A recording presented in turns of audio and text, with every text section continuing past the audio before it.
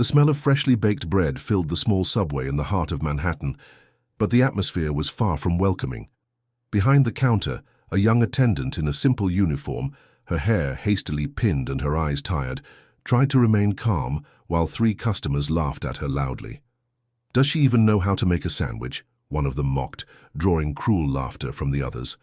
The line watched in awkward silence, and she, with trembling hands, held the knife as if it were heavier than it should be. Her face flushed, not from the shame of making a mistake, but from the cruelty of being treated as if invisible. It was at that moment that the door opened, and a man in an impeccable suit entered. He didn't look like just another customer. There was a presence about him that would change the course of the scene. Just when everyone expected him to join in the chorus of laughter, or, at most, ignore the scene, the man walked straight up to the counter. He looked at the arrogant customers, then at the young woman in uniform, and his expression changed. Without raising his voice, he asked, "Is this how you treat someone who works hard to serve you?" The silence fell like a dry fist. The jeers tried to laugh again, but the authority in his gaze silenced them. Then he turned to the waitress and said, "I know that posture, that strength. You shouldn't be behind that counter. You should be leading." The unexpected statement shattered the logic of the scene. And in that instant, it became clear that this public humiliation was about to turn into a revelation, capable of turning his life upside down. If you felt the power of this story in these first moments, imagine what's yet to come. Every detail holds a twist. Every silence conceals a weight. Take the opportunity to like and subscribe to the channel so you can journey together to the end of this narrative, where destiny always reveals its face. The clock on the subway wall read 6:47 p.m., a time when the store usually filled with hurried workers, tired students, and curious tourists stopping by for convenience. The smell of freshly baked bread, mixed with the aroma of fresh vegetables and condiments, created an atmosphere that, for many, was simple and even cozy. But for her, the young attendant behind the counter, every detail of the store was a reminder of her daily struggle. Her green uniform was already beginning to fade from so much use, her plastic badge hung crooked, and her eyes bore the marks of sleepless nights. Yet there was a quiet dignity in her demeanor, as if she were ready to face another shift, even knowing it would be long and tiring. In line, customers waited impatiently. The noise of the refrigerator, the hiss of the coffee machine, and the low conversations created a constant background noise, but that night it seemed to take on different tones. 3 young men in expensive suits, probably executives from a nearby office, stood in the middle of the line and made no attempt to hide their mocking laughter. They watched her every move, commenting loudly, "Look how she cuts the bread. It's like she's never done that in her life." Another added, "She must be here because she's useless." The comments, though directed at their friend, were projected for the entire store to hear. She took a deep breath, trying to concentrate. She picked up the bread, carefully opened it, and politely asked, "What's the protein?" But the answer was laced with sarcasm. "Can you even get that right, dear?" The line began to divide between those who chuckled quietly and those who looked away, embarrassed to witness the scene. No one, however, had the courage to intervene. Meanwhile, the city outside continued its frenetic pace.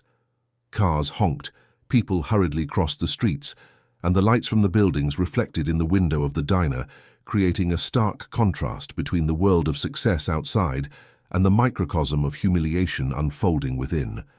She straightened her tied-up hair, tried to hide her trembling hand, and continued her care. The baby staying at the neighbor's house, the overdue rent, the upcoming electricity bill, all of it whirled through her mind, but she didn't let it escape. She simply served. She simply smiled discreetly, trying to hide the weight she carried. The arrogant customers, however, didn't stop.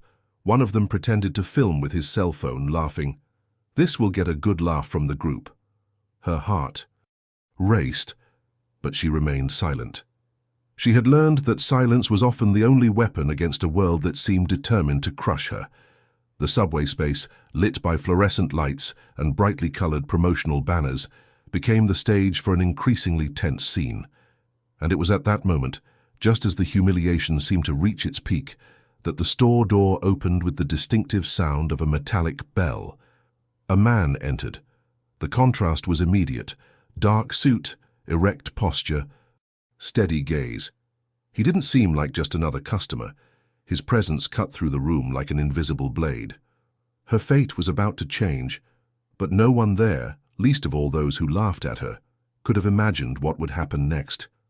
Before donning her green uniform and hastily pinning her hair to face another shift at Subway, that young woman had already traveled a road marked by pain, abandonment, and silent struggles. Born in a humble New Jersey neighborhood, she grew up in a small house where the cold crept in through the cracks in the windows in winter and the heat stifled in summer. Her father had passed away early, leaving only vague memories of promises never kept, and her overwhelmed mother worked 2 jobs to keep the bare minimum, food on the table and a roof over their heads. As a child, she learned to cope with absences. While her schoolmates talked about trips, gifts, and birthday parties, she grew accustomed to sharing the silence with books borrowed from the public library. The laughter she heard in the playground was often followed by sidelong glances and disguised jokes, always reminding her that her outfit was a repeat, her sneakers worn, and her lunchbox almost always empty. There, without realizing it, she began to shape the invisible armor she would carry into adulthood, the ability to swallow tears and hold her chin up, even when everything around her screamed at her to give up. As a teenager, she believed she'd found a way out in love. She met a boy who seemed to offer something different: attention, promises, the illusion that together they could build a better life. But when difficulties arose, when she became pregnant at a young age, he disappeared. He left behind only a cheap chain and the cowardly silence of someone who lacked the courage to take responsibility. Thus, she became a single mother before she even knew how to take care of herself. The first few months were devastating. Between diapers, sleepless nights, and the pressure of a society that never forgives women in her condition, she felt the weight of despair more than once. Her mother, already exhausted, did her best to help, but her failing health limited her efforts. It was during this phase that she discovered that strength was not an option, but an obligation. She learned to wake up early, leave her son with a neighbor, and endure long hours in temporary jobs: cleaning, serving in cafes, doing odd jobs in supermarkets. When she landed the job at Subway, she briefly believed life was finally giving her a break. It wasn't her dream job, but it offered stability, a steady salary, and the ability to pay her rent on time. Still, the looks from the more arrogant customers often reminded her that to many, she was nothing more than a girl in uniform, invisible and easily dismissed. The badge on her chest, which was supposed to give her identity, seemed like just another label of subservience. Behind her polite smile and the calm she conveyed, as she took orders, hid a wounded but resilient woman. Every sandwich she made, every change she gave, every murmured thank you carried an invisible weight, the hope of offering her son a life different from her own. She knew the world judged her by what she wore, where she worked, and how she raised a child alone. But deep within her, there was a silent conviction that her story was yet to be written. What she didn't imagine was that the twist in her destiny would begin exactly where so many believed it would end, behind a counter lit by cold lamps and surrounded by cruel laughter. The store was busy that night. The line stretched to the door, and the sound of the soda machine, mixed with the clink of coins and hurried voices, created an almost chaotic soundtrack. She tried to focus on each order, balancing the rush of customers with the need to remain calm. But halfway through the line, 3 young men in ties, perhaps from a nearby office, brimming with arrogance and venomous energy, decided that the night wouldn't just be about eating but about humiliating. "Hey, look how she cuts the bread," laughed the first, throwing his head back as if it were the most brilliant joke. "I bet she's never held a knife in her life." The second added even more cruelly, "Don't they train these people? They look like they came straight here from the street." The third, cell phone in hand, began discreetly recording, muttering, "This is going to be a hit in the group. Imagine." The worst Subway attendant. Her cheeks burned, but she maintained her composure.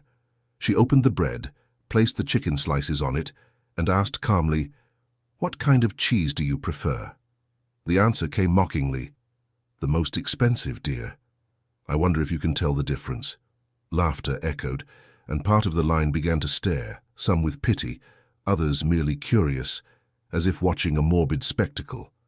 The three decided to up their game.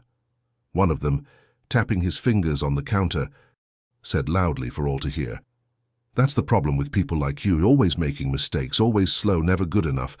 I bet you didn't even finish high school." The sentence cut through the air, heavy, like a blade that pierced not only her pride, but the memory of everything she had lived through up until that point.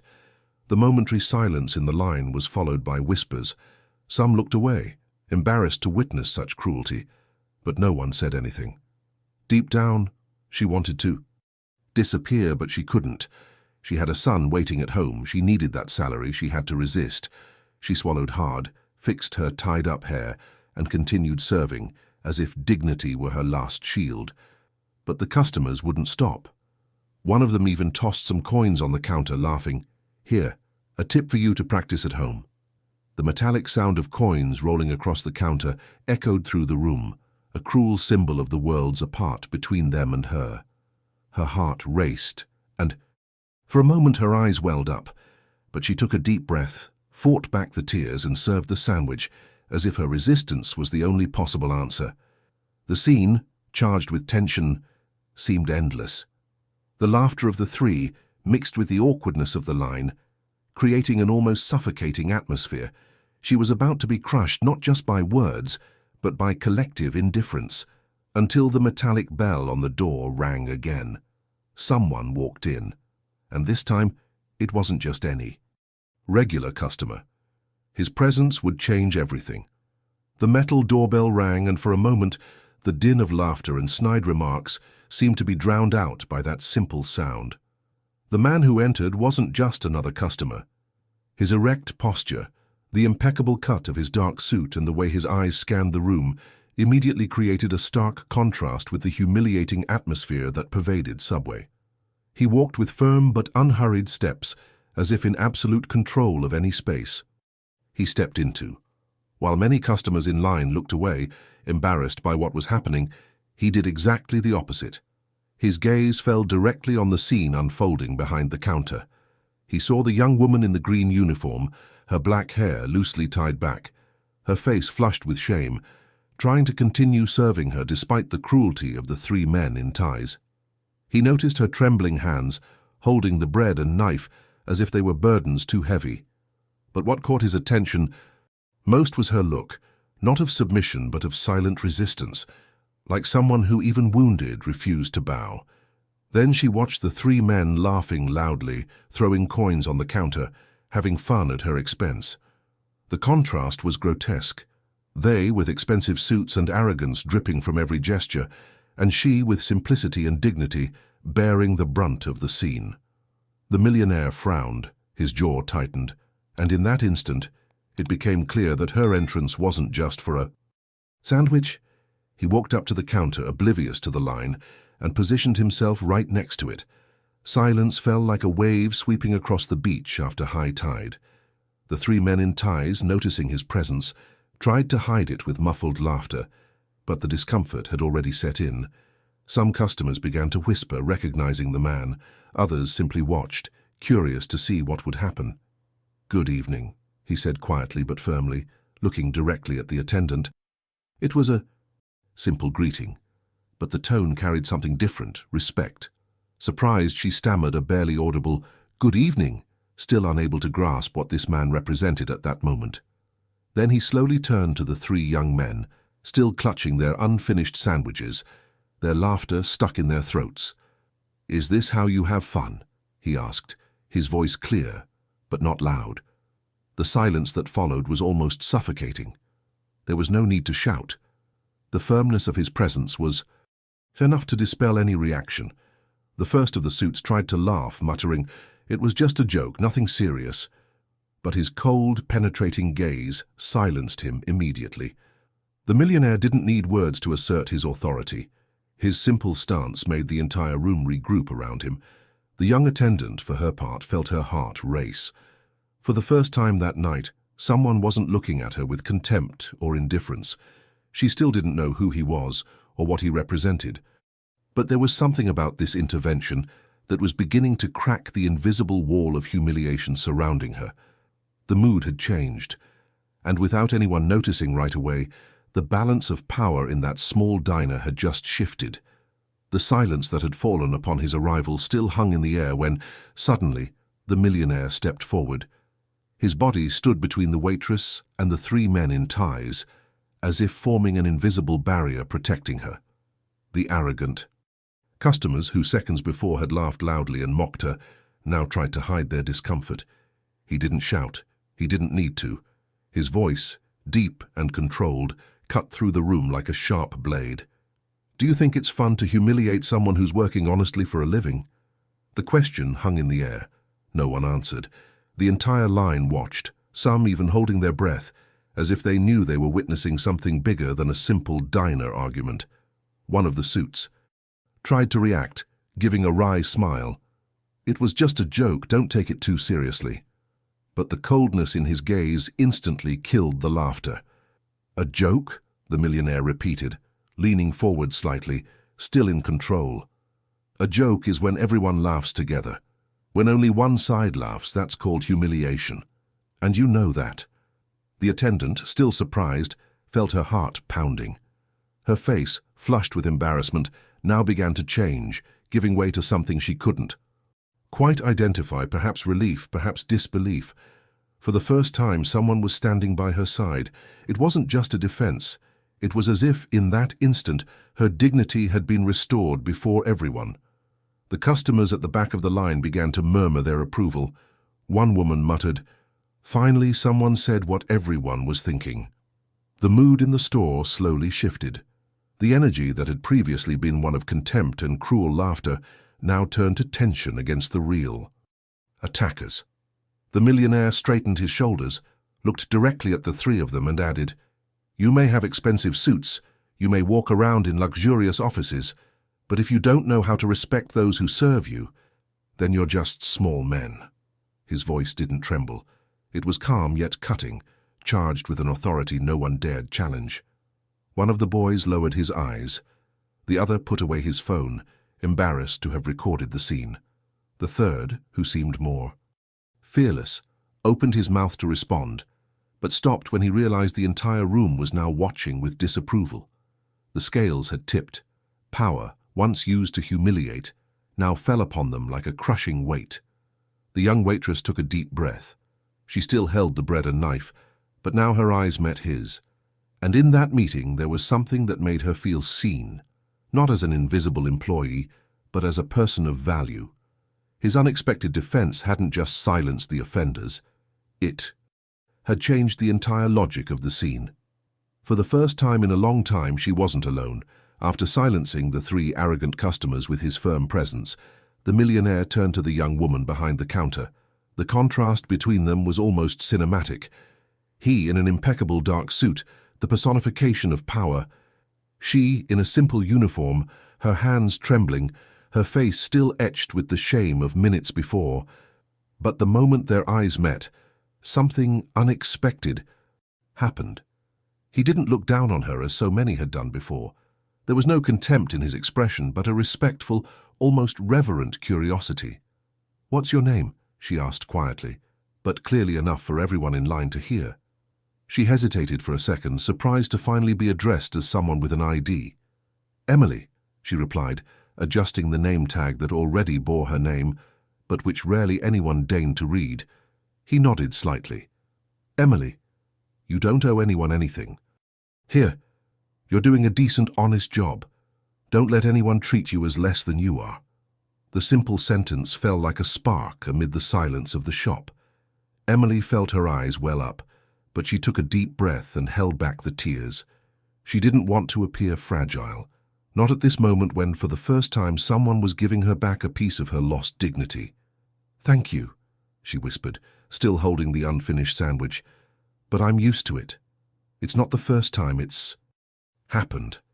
Her voice held no rancor, only the resignation of someone who had learned to swallow humiliation to survive. This response touched the millionaire in a way he hadn't expected. Her calm wasn't submission, it was resistance. He leaned in a little closer, looking into her eyes. No one should get used to being humiliated, Emily. The world needs more people who understand the value of hard work, and fewer who think they're better off just because they have money in their pockets. This, some customers in line murmured in agreement. The weight of shame was no longer on her, but on the three who had previously ridiculed her. Emily discreetly lifted her chin. She didn't defend herself, didn't cry, didn't apologize for existing. She simply continued her work, handing the sandwich to the next person in line with a, "Here you go, enjoy your meal." This simple gesture was like a silent punch to the arrogance of others. Even though she was hurt, she chose to remain standing. Millionaire observed every detail. The way she held the imaginary baby in her memory, for it was obvious to him from the look in her eyes that she carried greater responsibilities than her uniform betrayed. There was a story there that intrigued him, a strength that disarmed him.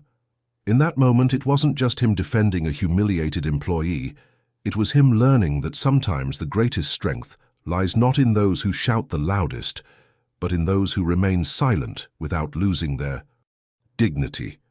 The silence that hung over the store after his intervention seemed to stretch for a strange amount of time, as if the world had stopped for a few seconds. Emily remained behind the counter, still stunned by what had just happened. She didn't understand why this man, visibly from a social class so far removed from her own, had decided to stand between her and the attackers. There was something in his gaze, however, that wasn't just indignation. It was as if he recognized a face he'd seen before in another circumstance, in another time. He leaned closer, tilting his head slightly, and repeated her name softly, as if savoring the memory. Emily. The way he said it made the young woman look up in confusion. "You know me already?" he asked, his voice nearly drowned out by the din that still echoed in the room.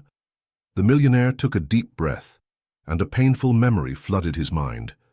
Years before, when he wasn't yet so wealthy, his company had participated in a social program in underprivileged communities in New Jersey. He remembered a girl with braids who would show up with worn notebooks, but always sat at the front of the makeshift room, where volunteers gave short lectures about the future, about opportunities. She listened to every word with an intensity almost impossible to ignore. In that instant, he realized, the young clerk behind the counter was the same dreamy girl who had once asked him if poor people could also become business leaders. He had never forgotten that question, but in the rush of life he had left the memory dormant. Now there before him she reappeared, not as the curious girl, but as an exhausted woman, marked by the weight of life, but still standing. "I've seen you before," he said, his voice softer, almost broken. "You were just a girl at that school in New Jersey. You asked if one day you could change the world." Emily's eyes widened in surprise. "You remember that?" He nodded, and in that gesture there was more than memory. There was guilt, because he also remembered something else. The company that now made him a fortune had, in the past, made decisions that hurt that very community. Closures, cuts, neglect. Perhaps it hadn't been his direct decision, but the weight of responsibility still rested on his name. And seeing Emily there, humiliated by customers, working exhaustively behind a counter, was like looking at a living reflection of the consequences of an unjust world of which he himself was a part. The customers watching the scene didn't fully understand, but they sensed something bigger was happening. Emily, for her part, stood still, processing every word. A mixture of disbelief and pain crossed her face, because, yes, she remembered him, not for the name plastered in magazines, but for the elegant man who once said everyone could go far, words that to her sounded like hope amidst the chaos. Now, however, fate had placed them face to face in painfully opposite circumstances. He, at the top, with wealth and influence, she at the counter of a diner struggling to survive. But in that revelation, there was also the omen of something greater, the certainty that their story would not end there. The revelation hung in the air like an open wound. Emily didn't know whether to believe that memory, or if it was just another cruel coincidence. Her heart was pounding, her face burning, no longer with shame but with confusion. It was too strange to think that the man before her, with his impeccable suit and imposing presence, was the same man who years ago had spoken about dreams to a group of forgotten children in a simple school. "I don't understand," she said, her voice breaking, trying to hold back the tears that threatened to spill over. "You remember me? Then why does everything seem the same? Why does my life stay the same while yours has gone so far?" The question wasn't just for him. It was for the world, for life, for the fate that so often turned its back on her. The millionaire tried to get closer, reaching out as if seeking to offer something beyond words. "Emily, I didn't imagine that," he began, but she interrupted him. "I didn't imagine? Do you know how many times I thought about it that afternoon? You said everyone could go far, I believed you, but look at me now, look." His tone wasn't one of explosive anger, but of suppressed pain, of an old wound finally finding a voice. The customers watched in absolute silence. Subway, once filled with cruel laughter, now felt like a silent courtroom, where her every word was a sentence. He, accustomed to dominating any space, found himself without an answer. For the first time in a long time, he felt the power lay not in him, but in that young woman in the simple uniform and the face etched with fatigue. Emily sensed his discomfort, and it gave her courage. She straightened her posture, picked up the sandwich she was finishing, placed it carefully on the counter, and said calmly, "Thank you for standing up for me. But I don't want to be remembered as the dreamy girl you saw in the past, nor as the humiliated waitress everyone saw today. I want to be remembered for myself, for what I'm yet to build." She took off her apron, folded it carefully, and left it on the counter. "I have to go," she said simply. Her co-workers looked confused, the customers remained motionless, and the millionaire, speechless, simply followed her with his eyes. Emily walked to the door. She held her worn purse over one shoulder, and on the other arm the silent dignity of someone who chooses not to beg for pity or redemption. Before leaving, she turned for a second, her teary eyes reflecting strength and pain at the same time. "Life hasn't given me easy choices, but I choose not to stand here waiting for someone to save me." And he left. The sound of the metal doorbell echoed again, this time like the end of a chapter. He stood still, his hands still suspended in the air, as if he could pull her back, but he didn't. He felt a void grow inside him, a void that couldn't be filled with wealth, power, or applause. For the first time, he wasn't the one who decided the course of the scene. She had left on her own, taking with her the truest part of that night, the power of her choice. In the days that followed, the millionaire discovered that the silence was more deafening than any public humiliation. The scene at the subway replayed in his mind like an endless movie. Emily in her uniform, the cruel laughter, his own intervention, and above all the moment she chose to leave, leaving him there with words that cut deeper than any direct attack could. "I'm not going to wait for someone to save me."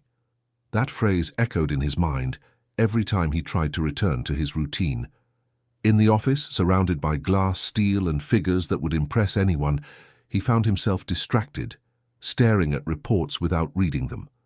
The weight of shareholders, the profit charts, the meetings with influential politicians, nothing seemed to have substance, since she had disappeared from his life as quickly as she had appeared.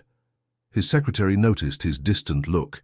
His colleagues on the board whispered about his strange absent-mindedness, but no one dared ask. After all, who could have imagined that the man who dominated entire rooms was being tormented by the memory of a cafeteria worker? He decided to look for her. He discreetly sent his assistants to check subway employee lists in the area. He found the name Emily Thompson linked to a temporary contract, but when he called, he discovered she hadn't returned to work since that night. A mix of frustration and curiosity overcame him. How could someone surrounded by information not be able to locate a single woman? He began searching in unlikely places. He visited the New Jersey community, where he had seen the dreamy girl years before. He recognized some streets, houses with peeling paint, corners marked by the rush of hard life. He discreetly inquired at a local grocery store and gave a vague description. Young woman, black hair, light brown skin, has a small child. He received suspicious looks, a few nods, but no concrete answer. On one of these visits, he stopped in front of a community school. He heard the laughter of children running, and for a moment he was transported back to the day a girl had raised her hand and asked, "Can people like me be leaders too?" His heart sank. He had given a ready answer at the time, but he never imagined that question would haunt him so long afterward. The void Emily left began to transform him. The millionaire wasn't used to being rejected, much less to losing control of the narrative. But now, her absence served as an uncomfortable mirror. It showed him the fragility of everything he'd built. Money, influence, power. None of these elements could bring back the only thing that seemed to matter, the quiet dignity of that young woman who had chosen to leave, without asking for anything. The nights grew long. In his luxurious apartment he gazed out at the illuminated city and wondered where Emily was, sleeping safely with her son, struggling with another temporary job, weeping silently, or perhaps smiling for the first time in a long time. He didn't know, but the need to find her grew with each passing day, not only to repair the pain he'd witnessed, but because deep down he sensed that his own redemption depended on her. The story of that night at Subway didn't end there. In a city where every scene can become a whisper and every whisper can become news, all it took was for one of those present to post on social media. 3 men in ties humiliated an employee and were silenced by a man in a suit. A simple sentence, accompanied by a short video, was enough for the narrative to take on a life of its own. At first, the video showed only laughter and cruel comments. Then came the scene of the millionaire standing between them and Emily, raising his voice firmly. The young woman's sad but resilient expression completed the image. Comments quickly began to pour in. How embarrassing, these men laughing at her. She was just working. Respect is the bare minimum. Within hours, thousands had already shared it. The 3 suited men who had previously felt superior began to feel the weight of collective judgment. Their faces were clearly visible in the video, and it wasn't long before they were identified as employees of a local financial firm. Anonymous social media profiles began tagging the company, demanding explanations. "Is this the kind of people you hire?" was the most frequently asked question.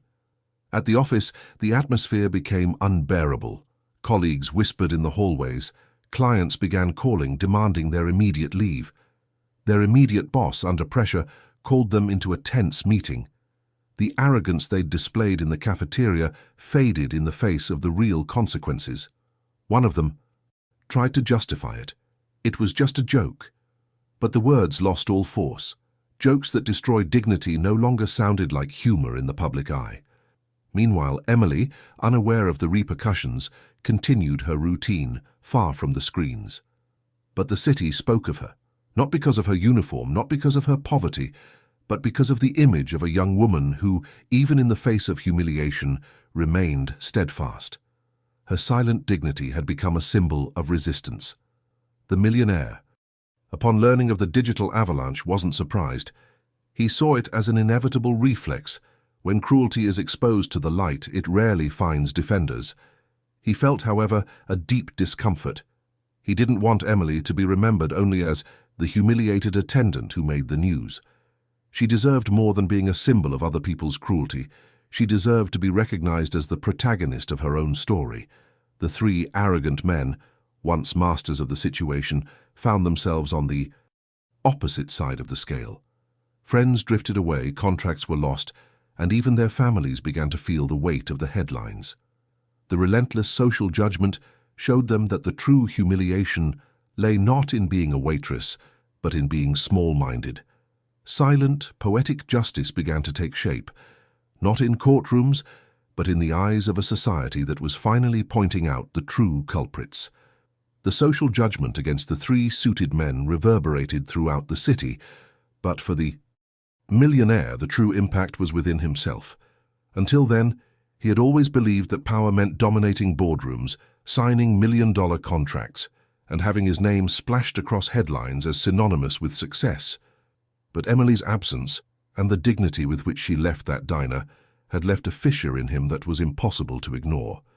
For the first few days, he tried to stick to his routine. He arrived at the office, greeted secretaries, and watched presentations, but something had changed in his gaze. Before he saw only numbers and projections. Now he saw faces: the clerk who brought coffee, the cleaner who cleaned the hallways, the receptionist who smiled kindly even when ignored. They all became visible in a different way, as if Emily had left him a new pair of lenses, through which he could no longer pretend not to see the human being behind the work.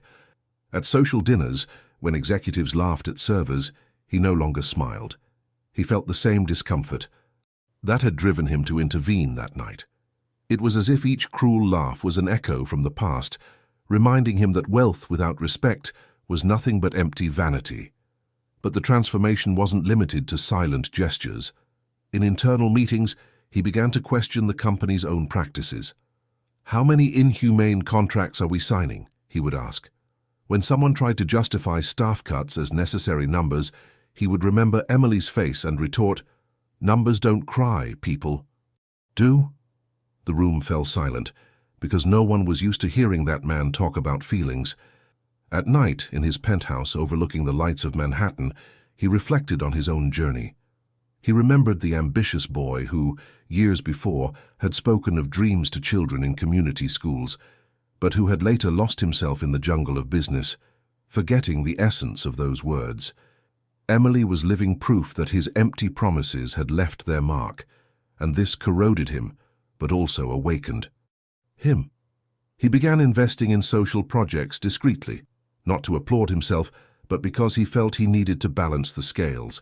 He renovated schools, funded scholarships, and supported training programs for young people from poor neighborhoods. Each action, however, was accompanied by the same thought: will this reach Emily? Would she know I'm trying to change? The man who had previously defined himself by power now discovered a new kind of strength: vulnerability. He discovered that wealth was worthless unless used to lift up those the world insisted on tearing down.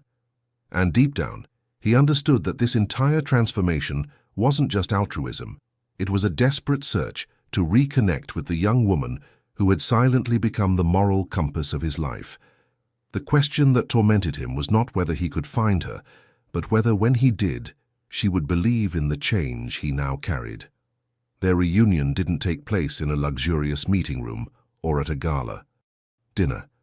Fate chose a much simpler and more unexpected setting: a community fair in New Jersey, organized by volunteers to help needy families. The millionaire had begun attending these venues discreetly, not to seek publicity, but because something inside him needed to reconnect with real life, with what money couldn't buy. It was amidst makeshift stalls, children running with colorful balloons, and the smell of cotton candy in the air that he saw her again.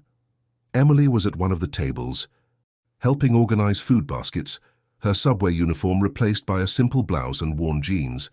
Her face still bore the shadow of hardship, but there was also a different glow, a quiet strength, a silent pride of someone who, despite everything, remained standing. For a moment he paused, not daring to approach. He watched her from afar, as if needing confirmation that it was really her.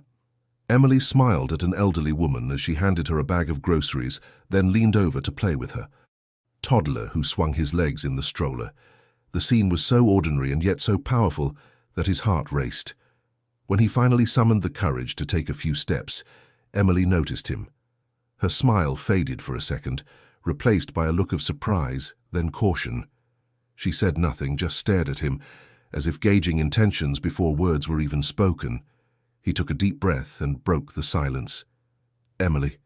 His voice came out lower than he expected, almost like a plea. She crossed her arms, keeping her distance. "Did you come looking for me, or is it a coincidence?" The question held no irony, but carried the firmness of someone who had learned not to be impressed by promises. "I haven't stopped thinking about you since that night," he replied. "Not because of the scene, not because of the embarrassment they put you through, but because I realized you represent everything I've forgotten along the way. I needed to see you again, to ask for a chance to show you that I'm not the Same man. Emily looked down for a moment, fiddled with her son's stroller, and then looked back at him. People talk a lot about change, but change requires more than just pretty words. He nodded, accepting the stark truth of the sentence. I know.